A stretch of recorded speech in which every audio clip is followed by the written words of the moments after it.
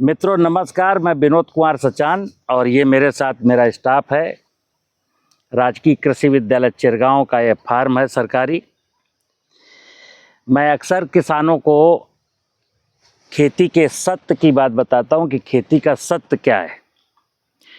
आज की तारीख में हमारे देश में करीब 14.5 करोड़ हेक्टेयर ज़मीन में 14 करोड़ किसान खेती करते हैं और कुछ जो बड़े बड़े किसान हैं उनका तो ठीक ठाक धंधा चल रहा है, ट्यूबवेल है, ट्रैक्टर है, उनके बच्चे सर्विस पे चले गए हैं।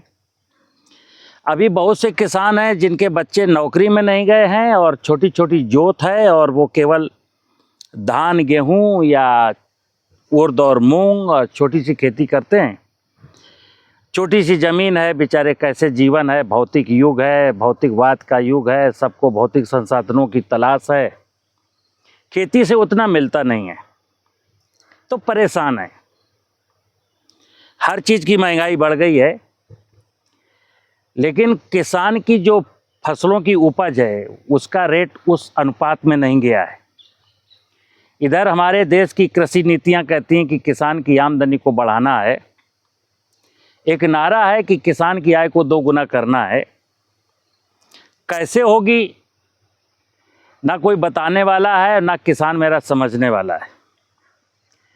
तो मैं खेती में मित्र अक्सर कहता हूँ कि ज़मीन का 1 इंच हिस्सा कभी नंगा न रहे, कोई ना कोई क्रॉप उसमें रहे, क्योंकि जो सूरज देवता हैं, कोई भी वनस्पति होगी तो सूरज की रोशनी से फोटोसिंथेसिस करेगी।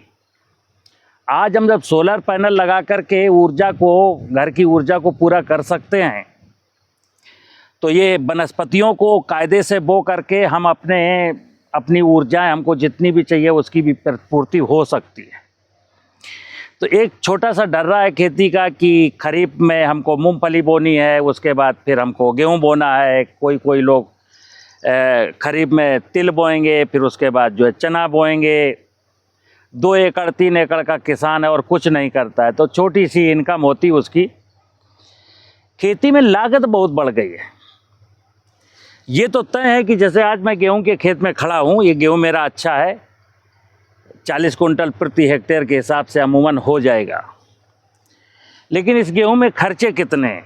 किसान की बात सोचो तो जैसे स्केल ऑफ फाइनेंस है, किसानों को जो केसीसी दिया जाता है ऋण कि 1 एकड़ ज़मीन करने के लिए इतना केसीसी की लिमिट है, वो सब स्केल ऑफ फाइनेंस पर है।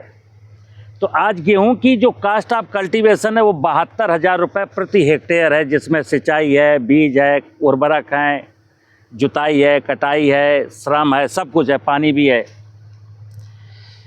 मतलब जो सबसे कम पैदा होने वाली क्रॉप है ना, उसका भी स्केल ऑफ फाइनेंस 35,000 है। गन्ने जैसी क्रॉप का तो स्केल ऑफ फाइनेंस जो है 1,10,000 है। वेजिटेबल में जाएंगे तो और ज़्यादा है। ज़्यादा क्या है कि हर चीज़ वर्तमान में जो किसान यूज कर रहा है वो सब चीज़ जोड़ी जाती है। इस गेहूं में गेहूं का मामा आएगा तो उसमें वीडिसाइड भी इंक्लूड है। इस गेहूं में अगर दीमक लगेगी तो क्लोरोपाइरीफास डाला जाएगा, वो भी स्केल ऑफ फाइनेंस में इंक्लूड है। इस गेहूं में जो है 6 पानी लगेंगे, इतना बोरी डीएपी लगेगा, इतना बोरी यूरिया लगेगा, सब कुछ कैलकुलेट है। जब तक हम खेती में जो लगने वाली लागत है उसको कम ना करें या हम प्राकृतिक संसाधनों को और अच्छा ना बनाएं, तो आज की तारीख में न तो प्राकृतिक संसाधनों यानी भूमि की फर्टिलिटी को बढ़ाने के कोई उपक्रम कर रहा हूं और ना मैं लागत घटाने वाली कोई बात कर रहा हूं। तो स्थिति यथावत है, ठीक है ना।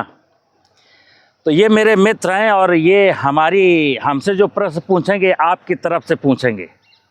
बताइए कुंवर सिंह, आपका क्या प्रश्न है? सर मेरा प्रश्न है कि जैसे यहाँ हम देख रहे हैं और किसानों के अधिकांश सवाल आते हैं कि भाई हम खेतों के चारों तरफ अगर पेड़ पौधे लगाएंगे तो हमारा उत्पादन गिर जाता है।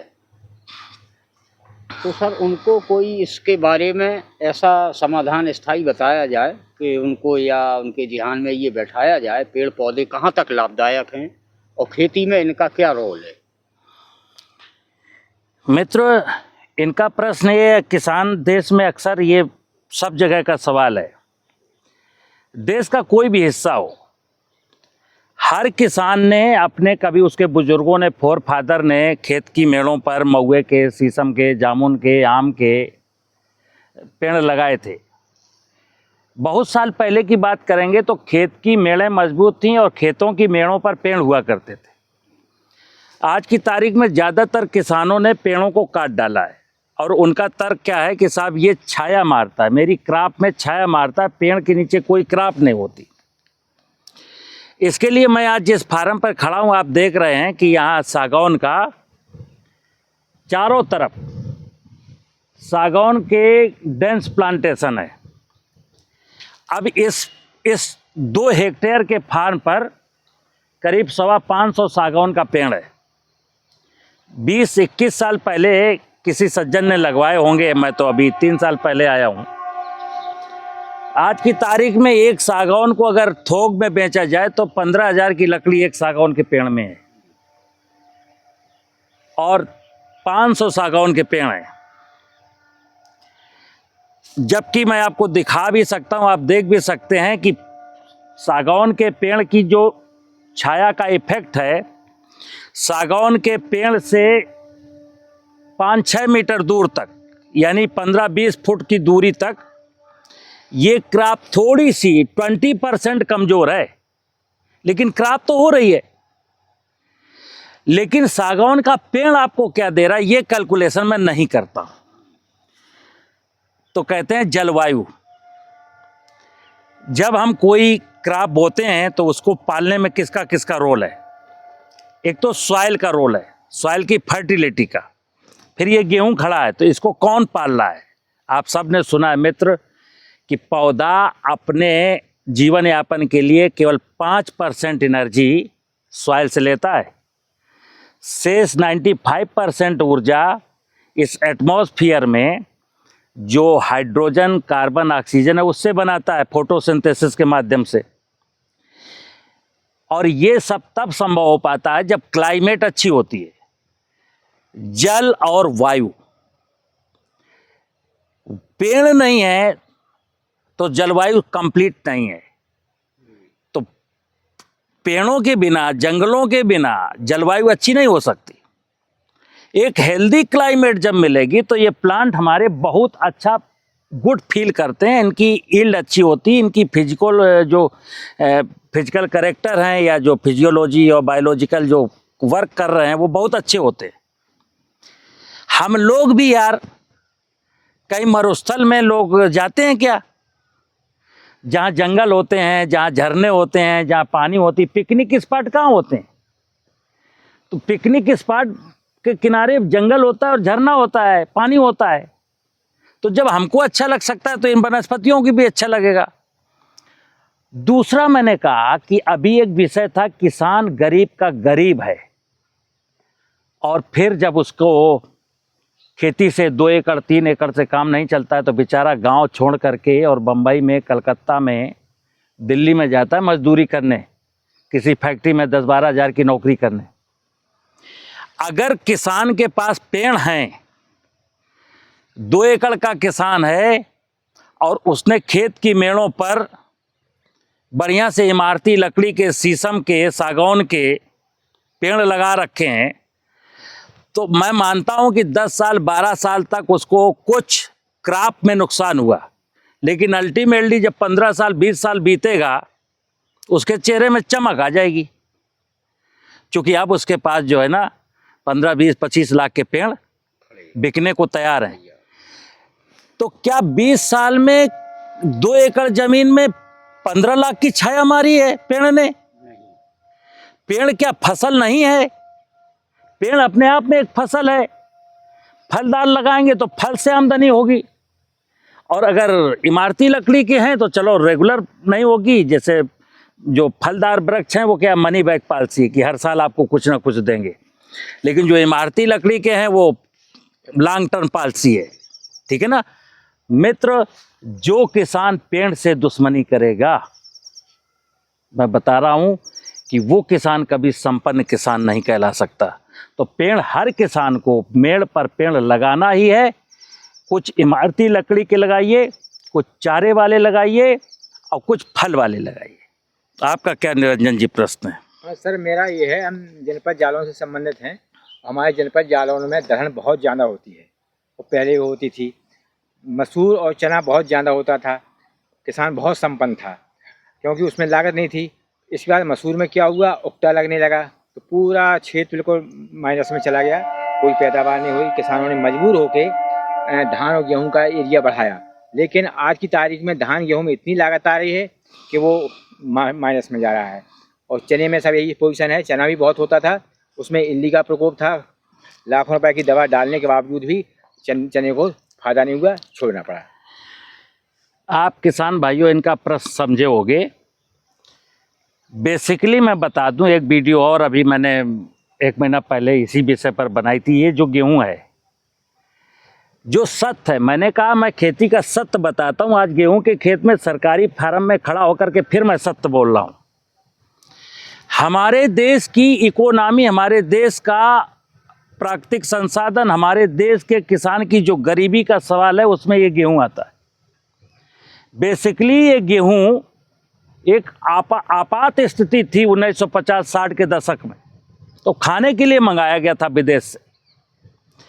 हमको चूंकि रोटी अच्छी लगी, नो डाउट रोटी सॉफ्ट है, ज्वार से, मक्के से, बिजरा की रोटी से ये रोटी बहुत सॉफ्ट है, सफ़ेद रंग की होती है, मुलायम होती है, तो मुझे अच्छा लगा था। ये अच्छी है नहीं। गेहूं ने हमारे देश की सॉइल का जो वाटर लेवल है, जो देश में पानी की जो क्राइसिस है, उसकी वजह है गेहूं। जो देश में कॉन्स्टिपेशन की बीमारी है, उसकी वजह है गेहूं। और जो पशुओं का दूध कम हो रहा है, उसकी वजह है गेहूं का भूसा। एक्चुअल जो हमारे देश का एग्रीकल्चर का सिनेरियो था, उसको अगर बिगाड़ने की बात करें तो गेहूं ही है। और मैं स्पष्ट शब्दों में कहूं कि गेहूं बहुत डेंजरस है। अगर गेहूं को हमारा देश नहीं छोड़ता है तो ये समझिए कि हम पीने के पानी के लिए तरस जाएंगे। क्योंकि मेरे बचपन में पानी 40 फुट पर था। मेरे गांव में कुएं से पानी निकालते थे। फिर आज की बात करेंगे तो अगर 40 साल बीते हैं तो आज मेरे गांव में जो ट्यूबवेल लगे हैं वो 280 फुट पर लगे। आगे पानी मिलेगा नहीं मिलेगा, कब तक मिलेगा? तो आपका जो निरंजन जी का प्रश्न है मित्र, कि इनके क्षेत्र में पहले पल्सेज और ऑयल की क्रॉप बहुत होती थी, यानी चना था, मटर था, मसूर था, उसके बीच में सरसों था, अलसी था, इस प्रकार की खेती होती थी। बिना पलेवा के, बिना फर्टिलाइजर के अच्छी यील्ड मिलती थी। आगे क्या हुआ? जब से केमिकल फार्मिंग का दौर आया, किसी ने कहा कि तुम्हारे खेत में जो है दीमक है, किसी ने कहा तुम्हारे खेत में ऐसा। देखिए, एक सूत्र है मित्र, जो हमारा सनातन संस्कृति है, वो कहती है दाने दाने पर लिखा है खाने वाले का नाम। इस यूनिवर्स में जो भी इंसेक्ट हैं तो उनका नेचुरल मैनेजमेंट है कि उनकी पॉपुलेशन बहुत नहीं बढ़ने वाली। अगर 1% 2% फलियों में फली छेदक लग जाए तो किसान को तसल्ली करनी चाहिए, क्योंकि वो कहाँ जाएंगे, कहाँ खाएंगे। लेकिन जो बिजनेसमैन लोग हैं जिनको पेस्टिसाइड बेचने थे, उन्होंने पहले किसान इस प्रॉब्लम को प्रॉब्लम नहीं मानता था। किसान भी खुद कहता था, हमारे फोर फादर क्या कहते थे, दाने दाने पर लिखा है खाने वाले का नाम, यानी संतोष था उनको। फिर ये जो पढ़े लिखे लोग थे, उन्होंने कहा अरे तुम्हारे खेत में इल्ली लगी है, अरे इतना नुकसान हो जाएगा, अरे ये इंसेक्टिसाइड डाल दो, तो वो लोग डालने लगे। जब से मैंने केमिकल अपने खेत में डाला ना, इन्होंने एक विल्ट की बात की है।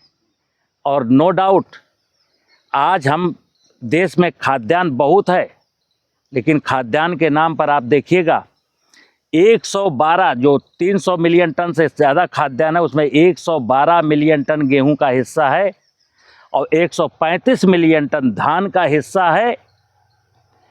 आप दलहन और तिलहन, आज मेरे देश में गेहूं और चावल सरप्लस है। जो लोगों को बांटा जा रहा है, चूंकि सरप्लस है, लेकिन दालें और तेल आयात किया जा रहा है। बाहर से मंगाता तब मैं दाल और तेल खा पाता हूँ।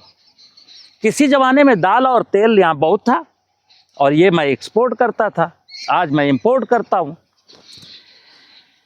तो ये जो बीमारी है, दो चीज़ें आपने बताई। विल्ट का सीधा सीधा फ्यूजेरियम जो है, फंगस जो है, जब मैंने सॉइल में कोई ऐसा इंसेक्टिसाइड डाला जो सिस्टेमिक था, तो कोई जब मिट्टी में हम कोई इंसेक्टिसाइड सिस्टेमिक डालते हैं तो वो सॉइल में जितने भी जीव हैं सबको नष्ट करता है,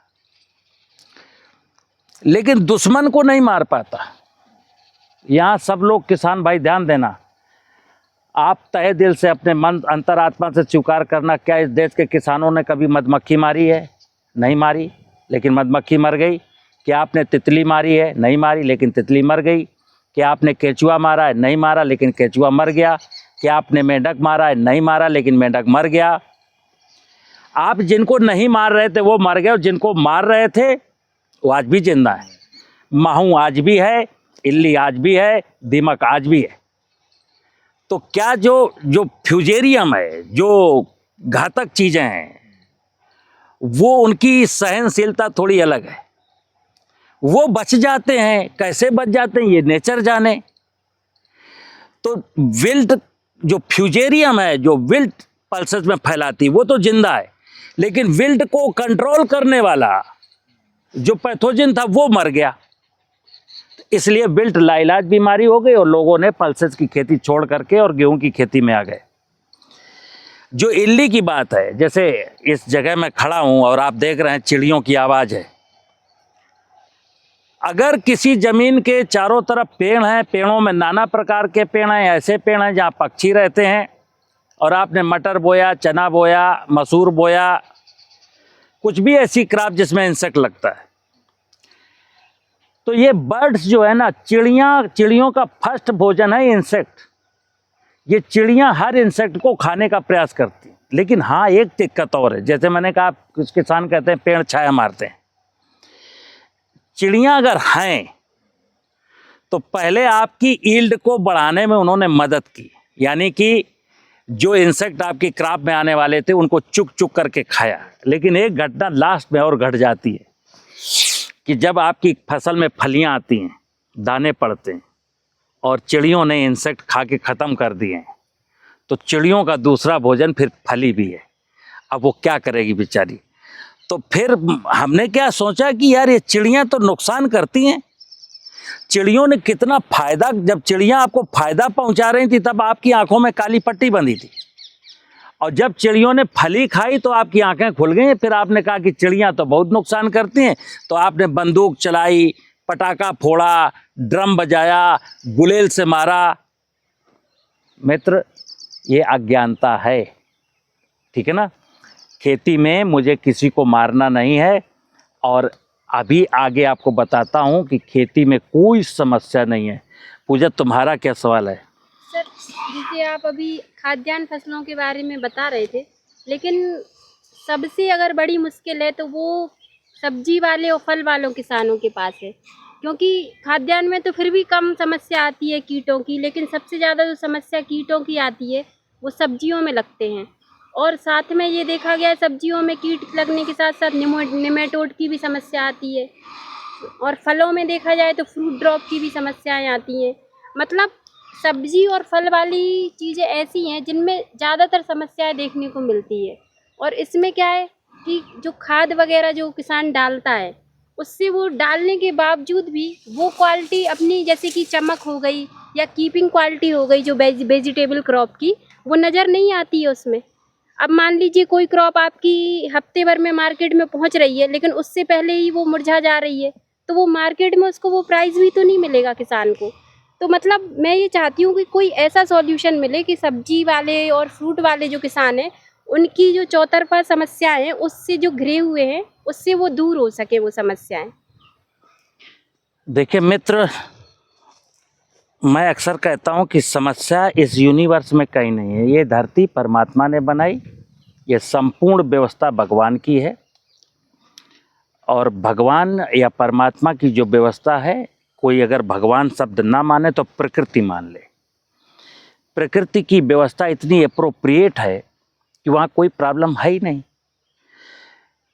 मनुष्य इसलिए बना कि मनुष्य के बारे में कहा गया तू धरती रूपी बगिया का माली है। अगर हम कभी माली बनने की कोशिश करते तो हमको समस्या नहीं आती। एग्जैक्टली कहूँ तो समस्या कहीं नहीं है, समस्या हमारे विचारों में है, समस्या हमारे चिंतन में है।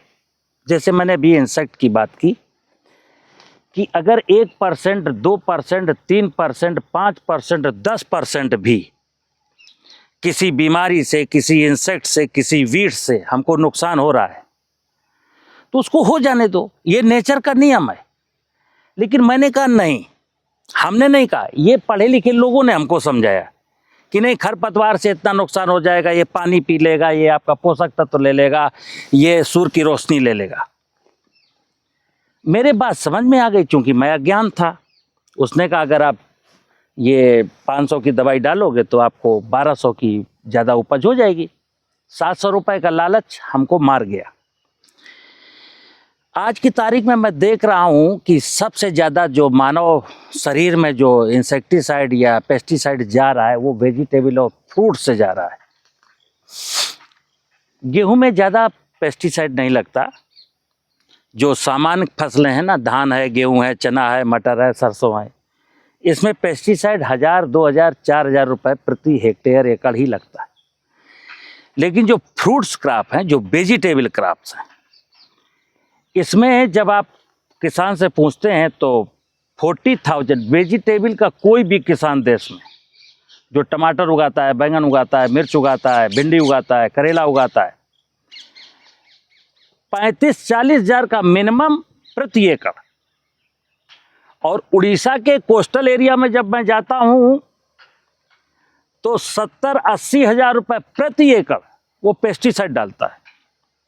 ऐसे जब मैं आर्चर्ड में जाता हूँ, चाहे आप हिमाचल के सेव के बागान में जाएं या नासिक के अंगूर में जाएं या नागपुर में जाएं या मुजफ्फरपुर बिहार में लीची में जाएं या ये मलियाबाद लखनऊ में आम में जाएं, मित्र ये मान लीजिए 1 लाख रुपए से लेकर के 2 लाख रुपए प्रति एकड़ का पेस्टिसाइड मैं खर्च करता हूँ।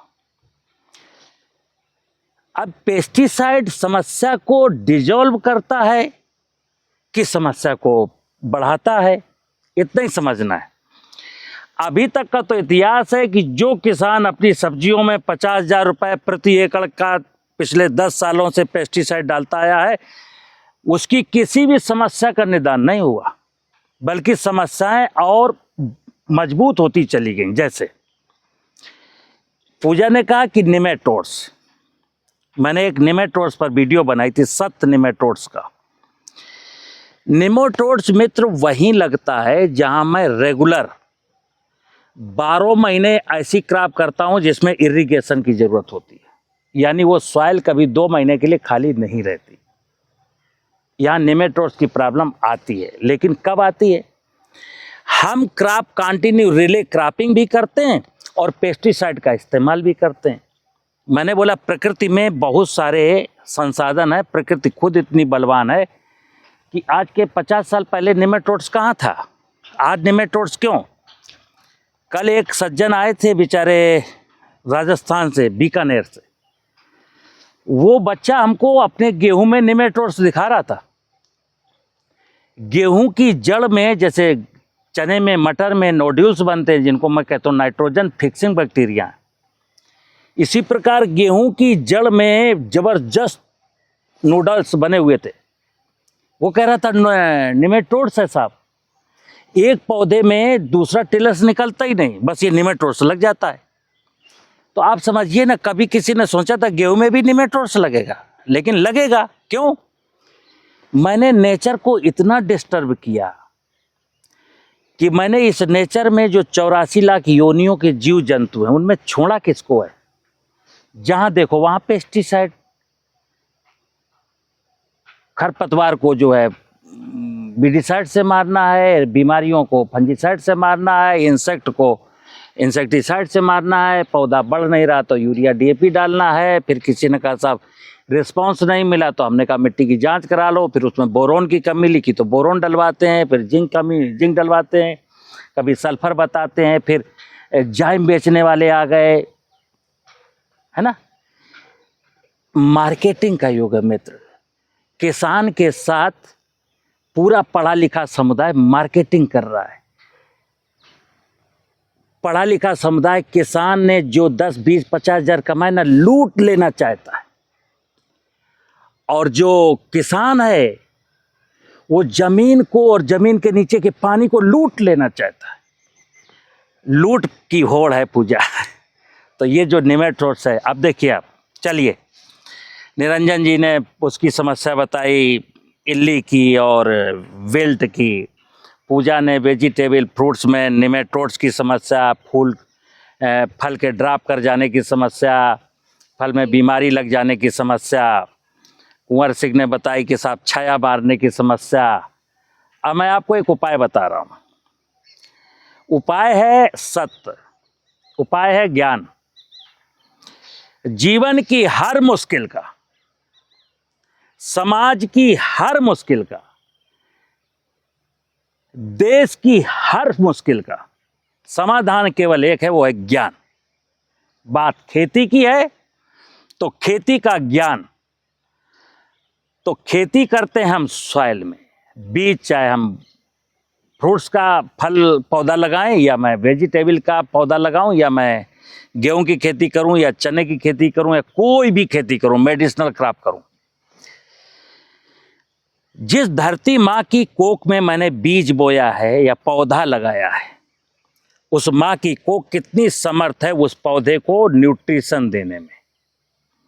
तो जैसा कि आज मिट्टी की जब जांच कराइए तो मिट्टी की जांच में पाया जाता है कि देश का एवरेज बता रहा हूं, एवरेज जो ऑर्गेनिक कार्बन है इस सॉइल में, ह्यूमस, वो 0.3% है। जो मिनिमम 1% होना चाहिए, मिनिमम 1%, मैक्सिमम तो 2 भी हो सकता है, 3 भी हो सकता है। जिस सॉइल में मिनिमम 1% ह्यूमस है, उस सॉइल में कोई भी क्रॉप बो देना कि किसी भी प्रकार का कोई भी पोषक तत्व डालने की जरूरत नहीं, और मिट्टी की जांच करा लेना, किसी भी प्रकार के किसी भी पोषक तत्व की कमी नहीं आएगी। करना क्या, एक काम करना था यार, कि हम अपनी ज़मीन में खेती करने के साथ साथ इसमें ह्यूमस बढ़ाने का एक उपक्रम जारी रखते, तो फर्टिलाइज़र की ज़रूरत नहीं पड़ती। और क्या नहीं पड़ता, बीमारियां 70 to 80% बीमारियां, चाहे किसी भी फल में किसी भी सब्जी में हो, वो सब सॉइल बोर्न है। 80% बीमारियां सॉइल बोर्न है। और सॉइल में जब ह्यूमस होगा तो ह्यूमस का मतलब है बेनिफिशियल माइक्रोब्स हैं वहाँ पर, वो किसी निगेटिव पैथोजन को बीमारी फैलाने ही नहीं देंगे। ठीक है ना। अगला, खेत की मेल पर अगर पेड़ हैं और ऐसे पेड़ हैं जिसमें पक्षी रह सकते हैं, जैसे मैं बोला कि केवल सागौन के पेड़ हैं तो पक्षी नहीं आएंगे, क्योंकि सागौन के पेड़ में उनको अराउंड द ईयर भोजन नहीं है। इसलिए पीपल, एक पेड़ पीपल का, एक पेड़ नीम का, एक पेड़ जामुन का, एक पेड़ महुए का, ऐसे पेड़ अगर हैं तो इनमें अराउंड द ईयर 365 दिन पक्षियों का कुछ ना कुछ भोजन है, तो पक्षी वहाँ रहेंगे। अगर पक्षी 150 हैं खेत में तो आपके खेत में कोई इंसेक्ट नहीं आएगा, और अगर आ जाए रेयर तो परेशान मत होना, दाने दाने पर लिखा है खाने वाले का नाम। तो पेड़ लगाना है। दूसरा, ये गेहूं जो है ना, जैसे आज देश का किसान 250 फुट नीचे से बोरिंग का पानी निकाल करके धान की खेती करता है। ये ध्यान रखिएगा मित्र, बुद्धिजीवियों को सोचना पड़ेगा, नीतियों को सोचना पड़ेगा, किसान को स्वयं सोचना पड़ेगा। क्या कि तुम्हारे मरने के बाद क्या तुम्हारे बच्चे, जब यहाँ पानी ही खत्म हो जाएगा तो गेहूं की धान की खेती कर पाएंगे? तो आप खुद, आपके दिल से उत्तर आएगा कि नहीं, हालात ऐसे नहीं हैं। तो क्या अपने बच्चों को अंधकार में ढकेल के जाना चाहते हैं? तो ऐसी कोई भी क्रॉप जिसकी पानी की डिमांड ज़्यादा है उसका एरिया घटाना है, ठीक है ना। तो 3-4 काम करने मित्र। मैंने बोला कि सॉइल में ह्यूमस कैसे बढ़ाएं, तो उसके लिए मैंने बोला कि ह्यूमस बढ़ाने के लिए 2 उपाय हैं। एक तो ये फसल जैसे गेहूं ये कट जाएगा, तो मैंने बोला इस गेहूं में 40 कुंटल प्रति हेक्टेयर की यील्ड आई, तो 40 कुंटल तो गेहूं निकला, 40 कुंटल इसका भूसा निकला। पौधे ने कितना एनर्जी लिया खेत से?